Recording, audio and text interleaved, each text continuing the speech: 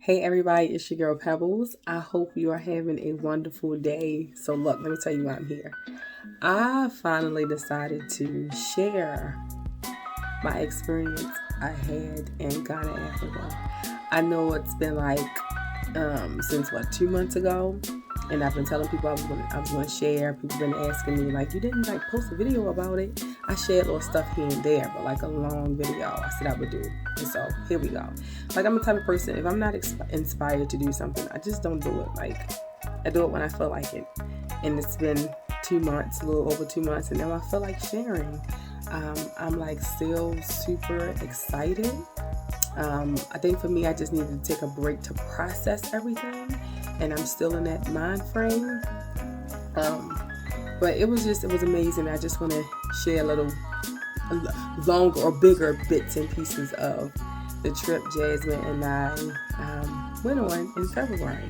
So you might see me pick up or look to the side. I got my little notes because I can't remember everything that I jotted down, so I'm going to pick it up. So look, here we go. First and foremost, people were asking, well, why did you go? Why not? Self-explanatory. I feel like, you know how Jewish people, one of their missions, is they have to go to Israel at least once in their life to see what it's about. And you know how the Muslims, they travel to Mecca at least once in their life to see what it's about. It's a mission. It's an assignment. I feel like every black person should go to one of the countries on the continent just to see what it's about. Take your pick. You got plenty. 50 plus. You got plenty. And go and see what it's about. And it's always been a dream of mine to go to the motherland. I've always wanted to go. And I said, I'm not leaving this earth in a physical form without traveling back. And so last year, a friend of mine named Gail, who I met maybe 7-8 years ago, just randomly in Pennsylvania. So Gail, and I hope you don't mind me sharing your name, Gail, here.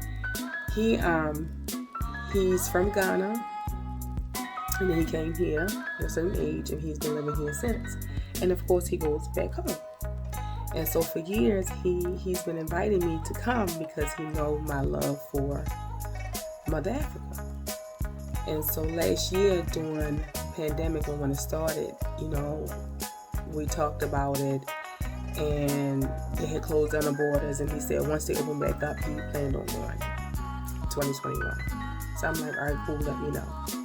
Sure enough, September of last year, he called me and was like, I'm going to Ghana in January, and I'm going to be staying for a few months. You should come. He said you wanted to go. So I'm like, you know what? I'm coming. I didn't know the dates. I didn't know anything. I just knew that I was going. So I finally decided on some dates, they were in February, and we stayed, close to 2 weeks, and we made it official. So that's how we ended up going, or why we ended up going, because for years Gil has been pushing me to go, and I was like, you know what, I'm going, the perfect time to go. Just needed a break from here. It was in a pandemic. There was just a lot going on. It was like, why not? The perfect time to go. So we went. Like I said, it was just Jasmine and I, the stepchild is what I call her. So let's fast forward to getting there. We had to catch, how many flights? 3 flights getting there. So we flew from BWI down to Atlanta. We had an hour and a half layover. And then from Atlanta, they flew us back up to New York. And then we had, I think, a 6-hour layover.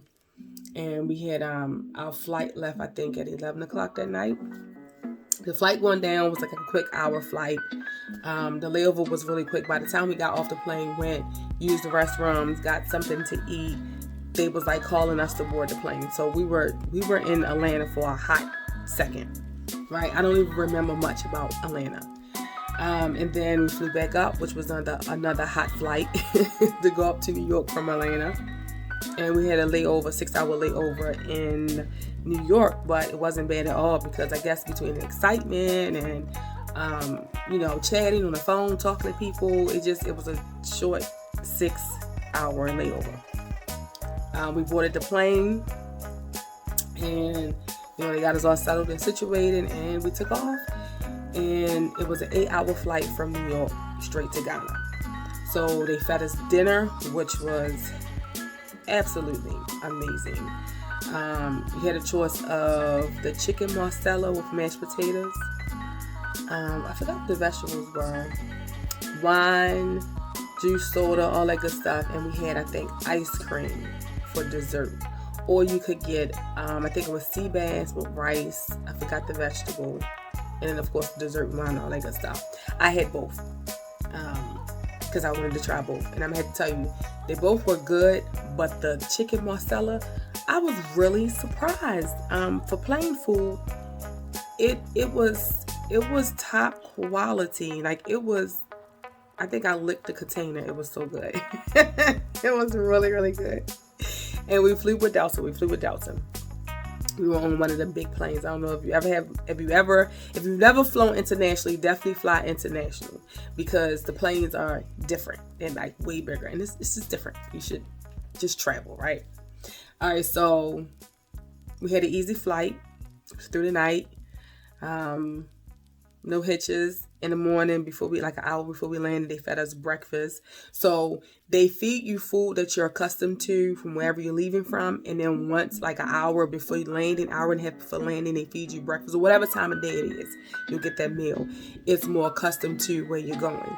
So I think we had, what do we have? I can't even remember what we had for breakfast. No, it was actually lunch. But it was an African meal. I just remember it was good. But I can't remember what it was. I don't know. They'll come to me later. Maybe this one help me. Let's see. I don't know. Maybe I'll share later in the story. So anyhow, moving on. Food was good. That's the important part. Food was good. So, excuse me. We landed. And I don't know if you've ever heard people say before, like when they first visit, or their first return, as I call it, back to the motherland, you get this sense of something's familiar. Like, I've been here before, and it's instant. And this is as soon as the plane wheels hit the ground. And I have to tell you, it's real. So, the plane wheels hit the runway, and it was like an instant connection. And I didn't say anything, and Jasmine was sitting to my right, and she didn't say anything. And I looked over at her, and she looked at me. It was like an instant thing, instant connection. And I think I said to her, "Is it me, or do you feel what I?" And she was like, "You feel like you've been here before?" And I was like, "Yes." And I was like, "It's true." And so it was an instant connection, y'all. I'm telling you. It was like, I'm home. And that's really hard to explain. So the best thing I would say is, like, you have to go for yourself and you'll see. So it was exciting. I became emotional. So let me rewind. I was emotional more the day before. When I woke up the day before to, get dressed, get ready to go head to the airport. And I got in the car and Joe, my husband, he drove us, and I just started to cry. And he was like, "Are you really crying?" Because I'm a thug, right? I'm a thug. And I was like, "Yeah," because I can't believe it. I said before 40, and I'll be 39 this year, I'm going to Africa. I told them this, I think last year, a year and a half ago. And I didn't know when, I didn't know why, as far as like the logistics of it all, and, you know, planning of it all. But it happened. And so that vision I had, it had came back to me in the car, and I just started to cry because I was just filled with emotions of just like returning back to a place that my soul was there before. You know, my ancestors were there. That's where, you know, somewhere up in that vicinity my people were from. So I was happy. And so to land there and you have those emotions come back up out you again, and it was like, wow, like I'm really, I'm here, I'm on a continent. So it was just euphoria.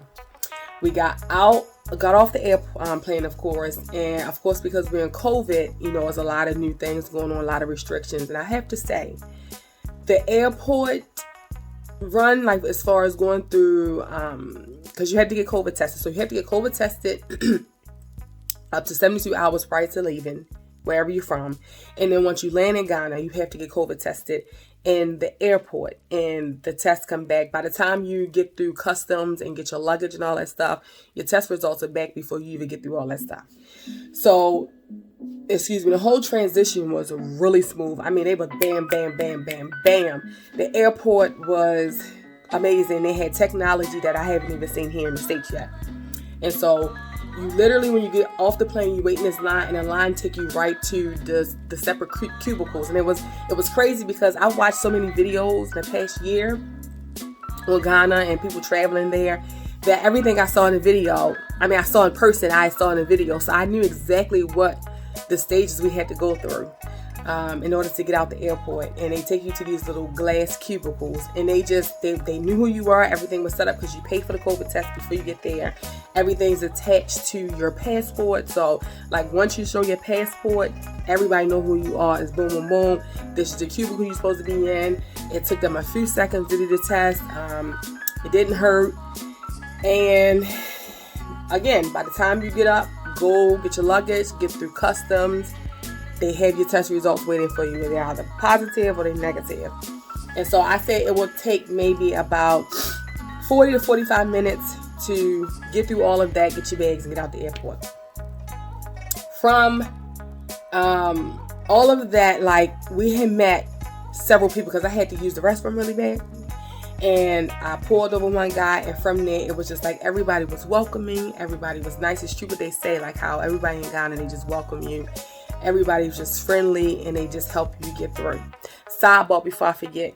So as far as the vaccinations you need to go to Ghana, all I got was the yellow fever. All Jasmine got was the yellow fever. They're gonna, the one required vaccination you need is the yellow fever in order to get into Ghana. All the other vaccinations are recommendations, and so, which most of them, if I'm not mistaken, I'm trying to recollect my memory, they're really boosters, things that you received when you were younger. So to each his own. I just got yellow fever. I didn't get the tetanus and all the other stuff. I said no to. Also, sidebar, if you're having an issue getting your yellow fever here, if you plan on traveling to a place like Africa or South America or wherever they require yellow fever, and you're having an issue getting it here, you can, I know at least for Ghana, if you can't get it here, you can go there. And they have a place at the airport you can get it from. So, like here, if you can't get it through your doctor or your insurance, if you don't have insurance, it'll cost you close to about $400, a little less. I called the airport in Ghana, even though I got mine here. We wasn't sure where Jasmine was going to go, so I was just doing my own little research. And I called Ghana, called the airport, because I heard before that you can just get stuff there. And they was like, yeah, and it was for, how many CDs? I can't remember, but it's the equivalent of $20. So almost $400 here, and we got there, and Jasmine ended up waiting until she got there, and she got hers. Once you get through customs, then you let them know, because they ask for your yellow fever card. You get this yellow card that you have for life, or I think 10 years, and you have to show them that in order to get out the airport. And so when they asked for Jasmine, we said, well, we're going to get hers here. They went through all that stuff, and then they sent her to another department within the airport, and then she went and she paid her $20, and she got the shot. So just a sidebar, just in case you're having issues, because everybody don't do the yellow fever anymore. It's like it's a new program. There's a new medication that they're doing for yellow fever, and everybody can't do it now. So most people that are doing it, they're charging a lot of money. So just to let you know that. Okay, moving forward. Got all that done, get out the airport. Gil and his friend Eddie picked us up, and it was like we stepped out the airport, and I was just on cloud 9. I was speaking to everybody, Aquaba, Aquaba, Aquaba, Aquaba. Like just fist bumping everybody. I saw Gil, gave him a big hug. We met Eddie, who is now my brother from another. So of course I fist bumped him because I didn't know him. But now I just love Eddie. We talk like every day now. And so they packed our bags, our luggage in the car, and we went on the road. And it was just, all right, so everybody was like, what is it like there? I would have to say it was like being home, like here, home. Some of the places remind me of like the city. Most of the places remind me of the city. Downtown area, East Baltimore, West Baltimore, if you're from Maryland, in Baltimore. It was very familiar. One thing that stood out to me like right away was the billboard. So you know how here in America, most of our billboards, and I'm gonna take a drink for this, okay? Mm-hmm. It's Caucasian people on the billboards. You know, we're used to that. Every billboard you roll past, whether it was for a school advertisement, hospital advertisement, advertisement, were black people. And it was nice to see. It was nice to see somebody that looked like you facing, just covering all the billboards or half of the billboards. You know, it was just nice to see. On the actual schools, you seen black folk. Just everywhere was black people. So it was like, oh, okay, well, that's different. And excuse me, my allergies kick my butt. It was like, oh, okay, that's different. You know, I gotta get used to that. And it was like, for me, it was almost like, I was like, I don't believe this. I'm like, all right, the next block, I'm waiting to see like a Caucasian person on the billboard. And if you're not black, you won't understand where I'm coming from. You might think that I sound mean by saying this. But I'm not. And you'll get over it. But if you're a person of color, you get where I'm coming from. You know, representation is very, very, very important. Just let me just veer off real quick. Just like, and some people might get offended by this. It's okay. You can push stop watching the video. You know, I think when I see little black girls carrying around blonde hair, blue-eyed dolls, I get irritated because my mind don't register that. Because you won't see a little Caucasian girl walking around with a dark chocolate black nappy-headed doll. Okay? Representation is important. And so if you got a black brown baby, make sure that doll's black and brown. Or you're already subconsciously teaching her that her skin and her hair isn't good enough. Alright, so let me go back because I'm veering off. That's a different conversation for another video that I just might do. So black folk, they understand what I'm talking about when you're riding down the street and all the advertisement is you.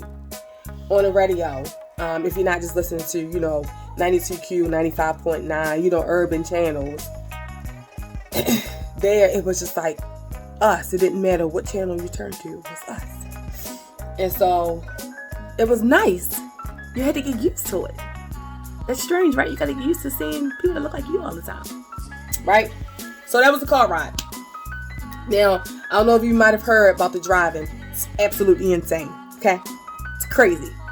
They do whatever, whenever they feel like it. If they want to drive, if you're going one way and they coming towards you, and it's like nobody's gonna move until we almost crash, that's what they're gonna do. And the cops might be right behind them or sitting right there, and the cops don't do nothing. The cops don't bother you unless they absolutely have to bother you. Now, I do have an issue with the cops, and that's the whole robbery. But that's hopefully I'll share that a little bit later in the video if I remember. And that's an important story. But as far as like the cops just looking like, oh, y'all can figure that out for yourselves. The driving is absolutely that sugar honey iced tea crazy. Okay? Now, it didn't trip me out because I've been in cars in other countries before, and typically like Mexico and places like that, That's how they drive. Jamaica, that's how they drive. Somewhere on the island, St. Martin's, that's how they drive. St. Thomas, that's how they drive. So like, I'm used to it. And I think Jasmine was like, woo, woo. And Jasmine's traveled abroad many a times by herself. And so that I was trying to figure out, why was she so scared? But for me, it was like, y'all crazy. But I ain't paying no mind. But if you're not used to it, it'll trip you out. Not a little bit, a whole lot. You might get out needing like a Xanax or something by the time the car ride is over. You see Trotro everywhere. So Trotro is like their MTA, their form, or one of their forms of transportation. And it's a little kind of van is, like the Scooby-Doo van. Scooby-Doo, where are you? You know that type of van? That's what the Trotro vans look like. And they are everywhere. Like everywhere. Trotro goes everywhere. Like, it's like they don't stop running, and they pack like 25,000 people in these little vans. And not only that, they pack like furniture and luggage and a whole bunch of other stuff on these little Trotro vans, and they just stop like bus stops and pick up people. It's crazy. They have cabs, they have Uber, of course, cars, all that stuff. So you saw Trotro everywhere, and Trotro is crazy. They're crazy, right? And so that was a drive. Like, just going through, you see, like, any type of food you need, any type of fruit you need. I'm talking about the fruit if you've been there. You just ride down the street. You literally could do all your shopping while in the car. So if you need some clothes, you might see somebody in the street selling clothes. Like I said, food, furniture. If you need a kitchen sink, just ride down the street.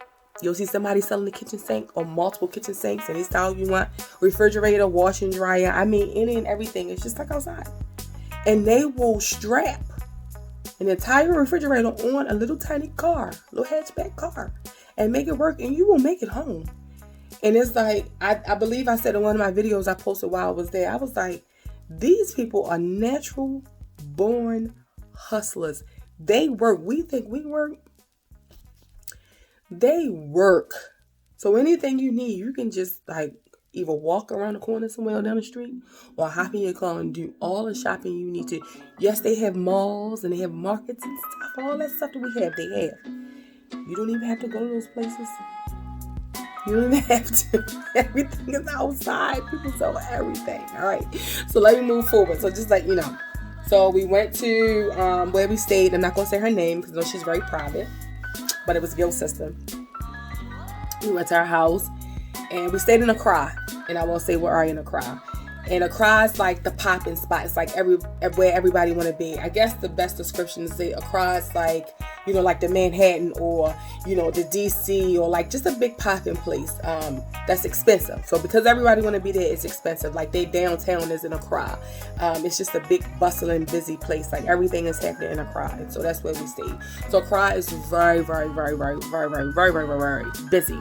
Now for me, if and when I move there or get a plot or two of land coming very soon, there, it won't be in Accra because I like more of a slower pace of things. While Accra was amazing and bustling, it stressed me out because the older I get, I just want things to just be quiet and slower. So it was cool to be there and to see, but for me to live there, I would be stressed out every single day, and it would be pointless for me to move there because I have that here. So Accra is not where I'll be as far as having my place there, but it's a wonderful place. So yeah, we stayed in Accra. Let me look at my notes because I'm just gonna ramble in this video. I'm just gonna ramble. Let me see. So we went back to the place. We freshened up a little bit. We tried our first meal, which was fufu. I believe Gil made it. We stayed there for about a couple hours or so after I think we took showers, changed our clothes, because we were traveling for almost close to a day.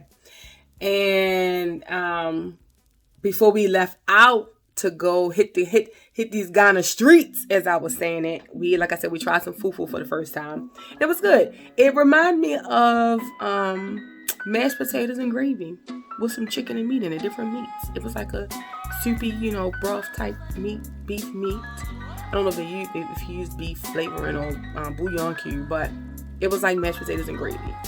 And then we left out and we just hung out.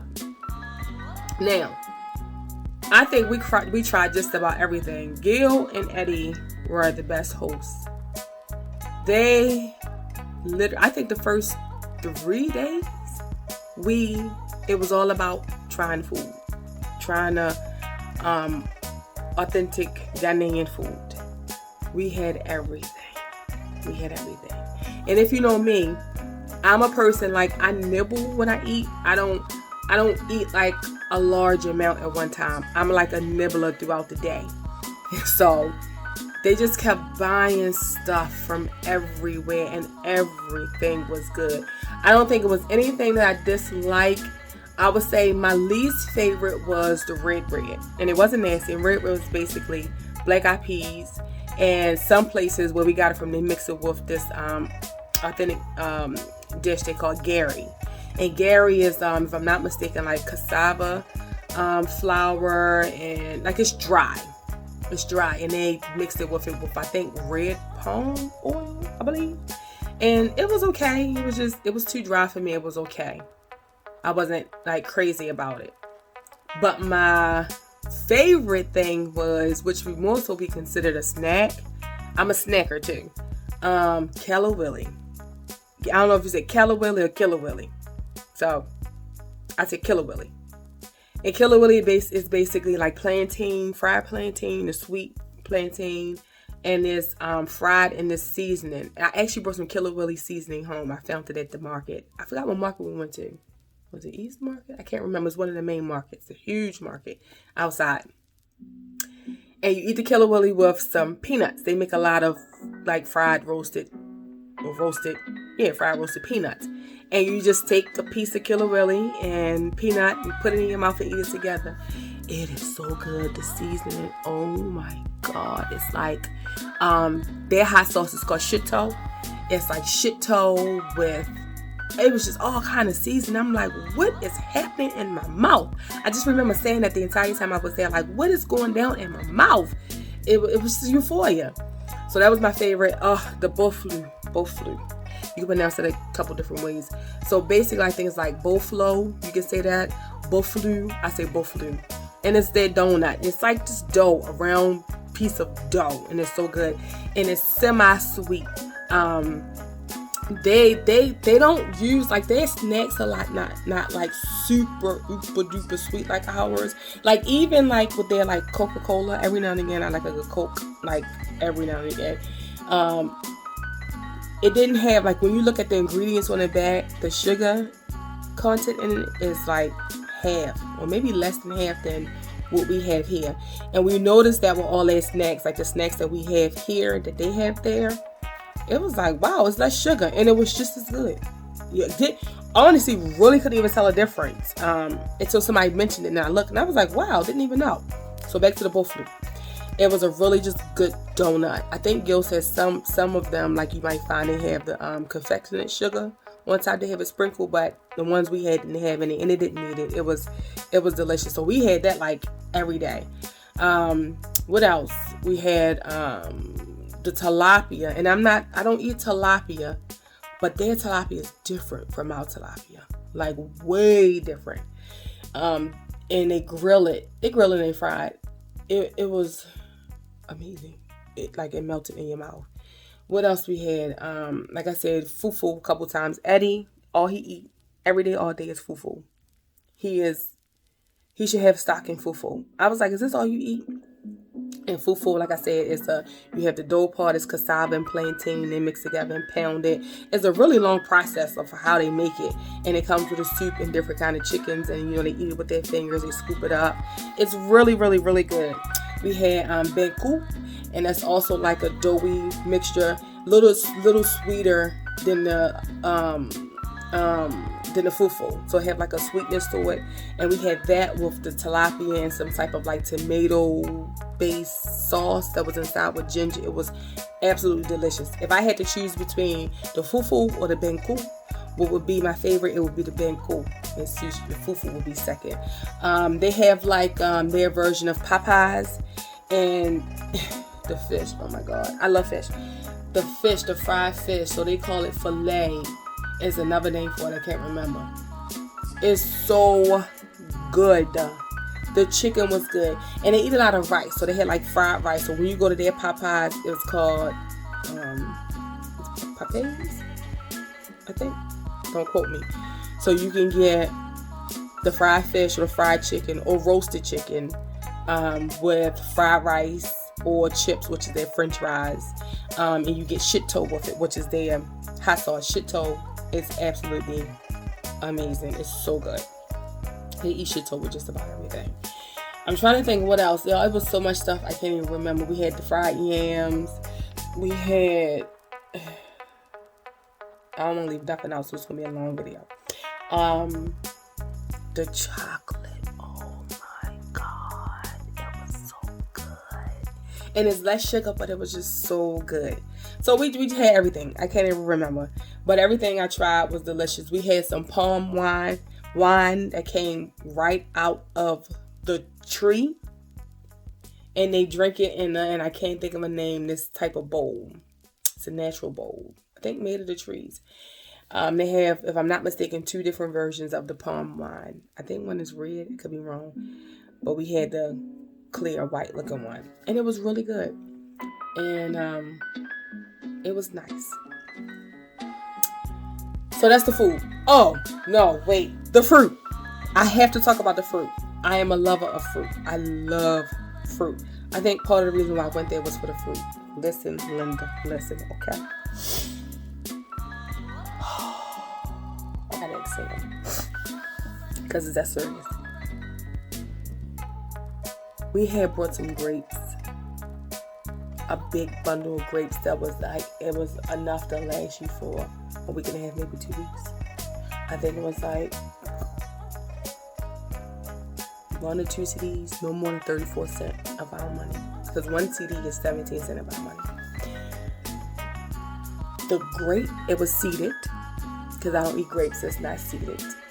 I try to stay away from fruit that's not seeded. Because that's not fruit. It exploded in my mouth. I was like, what's happening? Okay? It tastes like a Starburst. And there's no grape flavor Starburst. But it tastes like a grape Starburst. And I was like, what is this? I haven't had fruit like this in a long time. Remember back in the day, you lived in the city. I think it was the Arabs. I think that's what we called them. Remember the guys? No, because I remember the guys being black. Remember the guys that would come around with the fruit and they had the horses with the wagon with the fruit on it selling it? This was way, way, way back in the day. And they had the good organic fruit. That's what it reminded me of.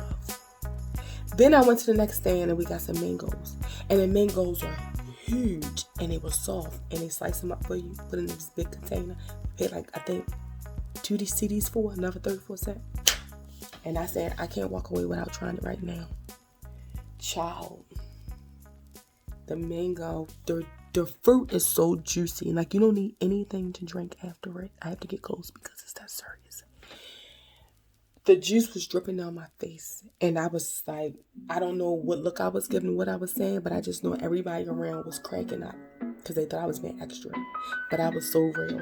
And I was like, what is this in my mouth? What's happening? I don't understand the process. It was so juicy and so sweet. It's almost like either you're eating like just candy or you're drinking fruit punch. That's what that fruit tastes like. So the mangoes, the pineapples, the grapes, the sour sap tastes like Starburst or Skittles. The fruit was absolutely amazing. We got some cacao. We had some bananas. I haven't had a sweet banana in so long. Oh my God. The fruit was amazing. Yes. So, I think you get that. The food was bomb. It reminds you of some soul food. They like things spicy, but you don't have to get everything spicy. But you don't have to, you don't have to worry about not finding something you like because they put flavor in everything, and everything is. It just reminds you of soul food, just a different kind. And their food is very starchy, but you didn't feel bloated afterwards because The stuff is organic. Like, it's like real food. It's not really processed much. Don't go through that heavy processing system that we have here. And so you're not bloated, you're not stuffy, you don't have the itis afterwards. It actually gives you energy, what it's supposed to do. So the food was amazing. Moving on. What else is on my list? I talked about the airport, the landing, the car ride, the food. All right, so the home situation up in Ghana. They're amazing. Where we stayed in a beautiful home. And I won't say much about it because who we stayed with is very private, so I can't share. But I will say this about many parts in Ghana, their homes. A lot of their houses they call compounds, and that's exactly what it is. The images they show us here in the US of A are images that they don't truly depict Mother Africa, and specifically Ghana. And that's done for a reason. And, I find that, us Americans, we are very cavalier a lot of times. We can be very cocky. A lot of times we think that we are above and everyone else is beneath, because that's what they condition us to believe. I'll say this. First and foremost, every place has their problems. First and foremost, every place have their ghettos and their poor areas and, poverty-stricken areas and homeless people. That's every pocket and corner of the world. But I will also say this.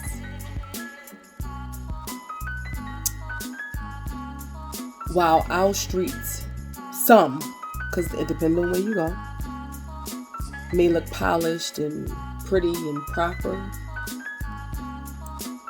and the houses are big and beautiful, behind those doors you have a lot of people, not all, but a lot of people in debt, trying to maintain all that stuff. That's just the way of life here. And you may go there and you might see that some of their streets don't have paved roads. It might be dirt roads. And they have, big cinder blocks around their homes, because all the homes are covered with like cinder blocks. It's inside of like a covered area, and that's part of their, security system. You'd be surprised to know that while their streets may look like it's the urban ghetto, the homes are humongous. They're big, and a lot of these people aren't in debt because they're not sitting on 30-year mortgages. Their homes are paid off. The property is theirs. If they're renting, depending on where you at, like you can be in Accra, rent is going to be a little bit more expensive because that's where everybody want to be. It's popping in Accra. But if you go 30 to 40 to 45 minutes out, maybe an hour, things get a lot cheaper. And that can be in any direction from Accra as far as renting and or even buying land. The house we stayed in was amazing. A lot of the houses in that area, you have 4 and 5 and 6 bedroom homes with en-suites, and the en-suites are basically each bedroom have their own bathroom. You don't have to go into like the hallway for a bathroom or to shower or to bathe. You have your own bathroom in each room, and each room is a nice size. You know how typically, you get the master bedroom, which is the biggest bedroom, and all the other rooms thereafter are, of course, smaller and smaller. The second bedroom is smaller. The third is even smaller. I would say all the bedrooms, from what I've seen, because we went to a couple places, they were all the same size.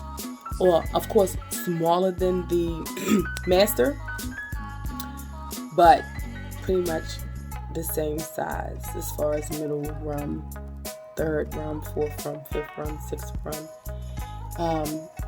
Most of the houses come with a maid's quarter, or boys' quarters. I apologize. Bacha maids, forgive me. Because a lot of people, average everyday people, they have help. They have maids that come in daily to clean their homes. We don't even have that here. But once again, we look down on people. So they have a boys' quarters, which is in the back of the house, is another apartment. So if you don't even have like help, that's another room or a separate apartment. that you can either rent out, or if you have family coming, it can be the guest house, or maybe if you have an older child, it can be their area of the house. Just the homes are big, and you're riding in what we would consider the ghetto, and you're like, Jesus Christ, these mini mansions, or these mansions, gugga mugga. The houses are beautiful. And then, of course, if you go out to like certain areas, you have village land, which you do see on TV. You have village land where they don't have any electricity, where they're just straight bathing outside. You see children, in front of a bucket of water and soap, and they're naked, and they're bathing. Excuse me. You see little billy goats walking around. That's everywhere you go. Just walking around. You got monkeys just out and about. Got a little bit of everything. Cows. I think I just seen cows. We went to past the monkey sanctuary. We saw a little bit of everything. Everybody just minding their business. Everybody minding their business. But I'll say that the homes, you'd be surprised at the prices you would pay, even if you're just renting. You'd be like, I can't rent a shack on the road for that price, and this is 3 bedrooms, 4 bedrooms. You'd be surprised. And I'm talking about $100, $200, $300 a month for something that's bigger than the average house here in America. And how they do it there, a lot of places you have to rent like up front. So they'll take you at up front like 6 months rent or a year rent, which is really smart if people had the money. So let's say you want to go rent a 3 bedroom and they charge you a certain amount. Let's just say at the end of the all, it totals up to maybe $5,000 for the entire year. You gotta give them that whole $5,000 up front. They don't care what you do with it. They don't care if you stay, if you don't stay, but it's taken care of. But I think the logic behind that is, if you run into any financial hardships after you decided to rent the place, you don't have to worry about renting. It's already paid in full. So that's one less thing you have to worry about. And so it's just done differently here. When you buy land there, land is much cheaper. And I'm talking about prime top real estate. On the beachfront, that you're paying a few $1,000s for a plot or an acre or two. And it's just like, this is unheard of. It's unheard of. A lot of places, we checked out one place where it was some brand new homes they were building. They were built and they were still building. And a lot of people are going to buy these houses that either live there or they traveling abroad or living abroad, but they, making money. Having the house built, I think the one house was like $48,000 roundabout, and it was a 2 or 3 bedroom. And you either have your money up front and you pay for it and it's yours and that's it, or if you don't have the whole $50,000, you go on a 1 or 2 year payment plan. And I think for that place it was like $600 a month, and after the 1 or 2 years, whatever, it's yours. That's it. You ain't stuck on a 30-year mortgage. That's it. It's yours. And so I say all that to say, we have to start having options. And this message is specifically for Black folk, because we see what's going on here in America and nothing is changing. It's actually getting worse, in my opinion. And so while it may be a difficult conversation to have as far as thinking about going somewhere else, when I say somewhere else, I don't just mean out of the state you're in to another state, because you're still in the abusive relationship, as I call it, with the abuser, America. You might want to look abroad. And you have options. And you'll be surprised that those options may be much, much, much more affordable than what you're doing now. So I would say do your research. Don't just assume. Do your research. So that's the home situation. Lastly, because I'm going to cut it short because this video is long, I have the people and my thoughts. I think I said it in the beginning. Everybody was great.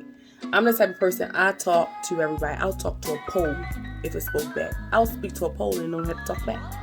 That's just the type of person I am. I like to pick people's brains and I like to talk with people. I like to say I'm a people's person, but I really don't like people that much. But the locals, they were friendly and welcoming and amazing, I have to say. And I posted about this last week when I was on my rant on this last killing of a unarmed black man. I'm going to say it again, unarmed black man. And I'll never forget, one of the locals asked me, why do Black Americans stay? Like, why do y'all stay and sit up under that oppression? Y'all do know y'all welcome here, right?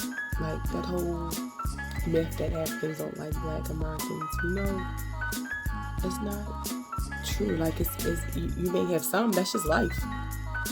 A lot of white people don't like African Americans. Y'all welcome here. To the point, the actual president is telling us to come back. Start a business, invest. They're giving tax breaks. They're doing all kind of stuff. They're saying, we see what you're going through. Come on back. Come on home. And so I'll never forget that conversation. We met several black folk, Detroit, all over the states. They came for a visit and ended up staying. One guy we was talking to for several hours, maybe 3 hours in KFC. He was from Detroit. He came for a visit, and it's 4 years later. He went back home, sold off all his stuff, and then it's 4 years later. He said he's not coming back, not even to visit. If his family wants to see him, they can come see him. And that's how he's getting them to come over there, because he's forcing them to come see him. So once they get there, they're going to be like, wow, this is not what I thought. This is not what they show us at home. He was like, that's why there's no need for me to come back to America. Y'all want to see me, y'all come see me. Excuse me. We had, like I said, a 3-hour conversation. And he was just telling me how, you just don't realize things until you leave. And I was like, I know. I've only been here for close to 2 weeks, and I know. And so the people were great. I have to tell you that at first it's a shock to see so many people that look like you. And then you get used to seeing so many people that look like you. And then when your trip is coming to an end, you start to get depressed that you're not going to see a whole bunch of people all the time that's vibing, that look like you. When you cut the TV on, all you see is you. When you go into a lot of the businesses, all you see is you.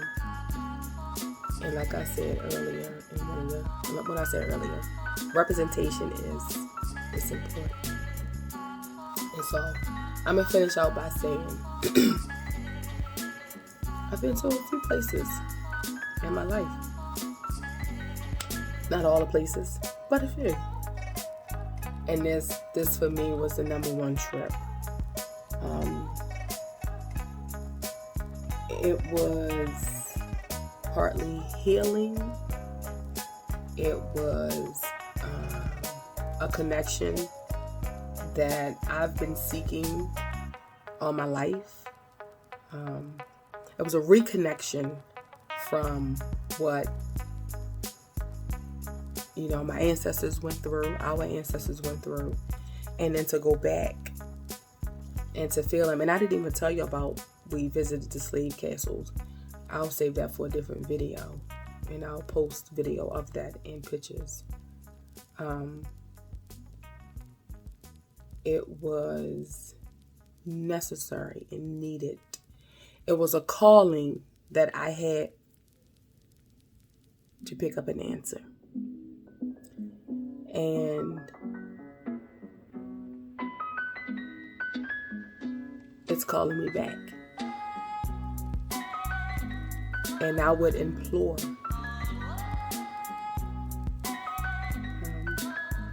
more African Americans to have options, but to go to the continent. Because you don't realize sometimes you forget that you're in a abusive relationship until you step out of it and take a little break. Because we normalize hurt, we normalize pain.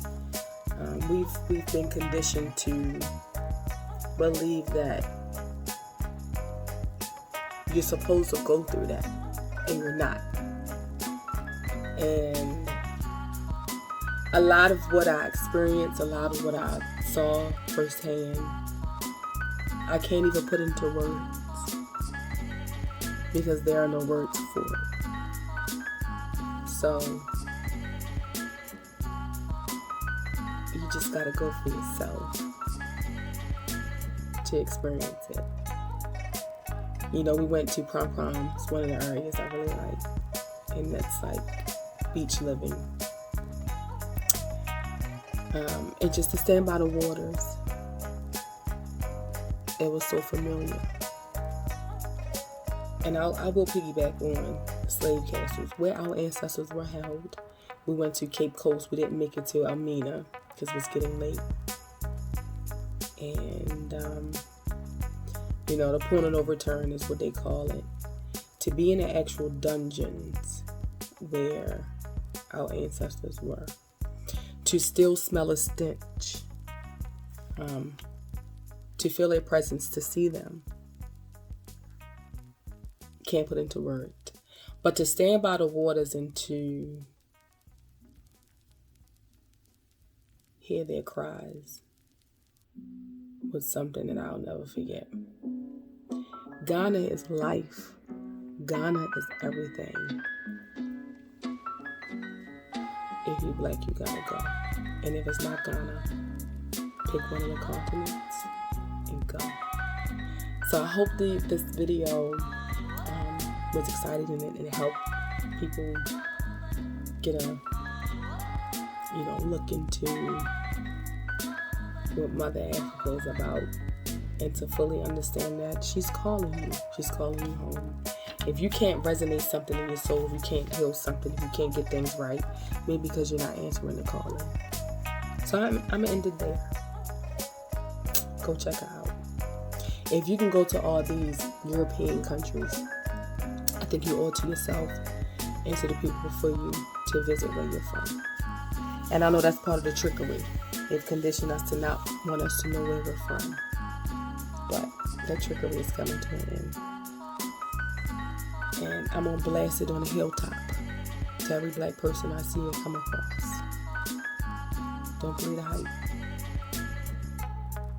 Go back to where you're from. That's it. And namaste. Until the next video. Bye.